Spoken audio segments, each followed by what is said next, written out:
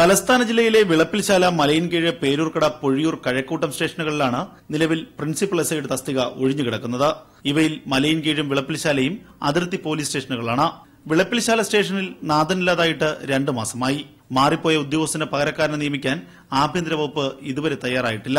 വ്യാപകമായ മണ്ണ്, മണൽ ഖനനവും വിളപ്പിൽശാല ചവർ ഫാക്ടറി വിഷയവും നിലനിൽക്കുന്ന പോലീസ് സ്റ്റേഷനാണിത്. മലയൻകീഴ് പോലീസ് സ്റ്റേഷനിലെയും അവസ്ഥ വ്യത്യസ്തമല്ല. NRI സെല്ലിൽ നിന്നുള്ള സബ് ഇൻസ്പെക്ടറെ മലയൻകീഴിൽ നിയമിച്ച് സർക്കാർ ഉത്തരവായെങ്കിലും ചാർജ് എടുക്കാൻ ഉദ്യോഗസ്ഥൻ ഇതുവരെ തയ്യാറായിട്ടില്ല. തീരദേശ മേഖലയിലെ പോലീസ് സ്റ്റേഷനായ പൊഴിയൂരിലും നിലവിൽ SIയുടെ കസേര ഒഴിഞ്ഞുകിടക്കുന്നു. ഏതു സമയവും ക്രമസമാധാന പ്രശ്നങ്ങൾ ഉണ്ടാകാൻ സാധ്യതയുള്ള മേഖലയാണ് പൊഴിയൂർ. നഗരഹൃദയത്തിലെ പേരൂർക്കട സ്റ്റേഷന്റെ അവസ്ഥയും ഇതുതന്നെ. കഴക്കൂട്ടത്തെ SIയുടെ അസാന്നിധ്യം മണ്ണ് മാഫിയയ്ക്കാണ് ഏറെ ഗുണപ്പെടുന്നത്. മലയോര മേഖലയായ ആര്യനാട്ടെ സർക്കിൾ ഇൻസ്പെക്ടറുടെ കസേരയും ഒഴിഞ്ഞുകിടക്കുന്നു. സ്ഥലം മാറിപ്പോയവർക്ക് പകരം യഥാസമയം ഉദ്യോഗസ്ഥരെ നിയമിക്കാൻ ആഭ്യന്തര വകുപ്പ് നടപടിയെടുക്കാത്തതാണ് ഈ പ്രശ്നങ്ങൾക്ക് കാരണം. SI നിയമനങ്ങൾക്കായുള്ള പാർട്ടിക്കുള്ളിലെ ഗ്രൂപ്പ് വടംവലിയും നിയമനങ്ങൾക്ക് പിന്നിലെ സാമ്പത്തിക അഴിമതിയും ഇതിന് മറ്റ് കാരണങ്ങളുമാണ്. രഞ്ജിത്തമ്പാടി, തിരുവനന്തപുരം, ഇന്ത്യ വിഷൻ.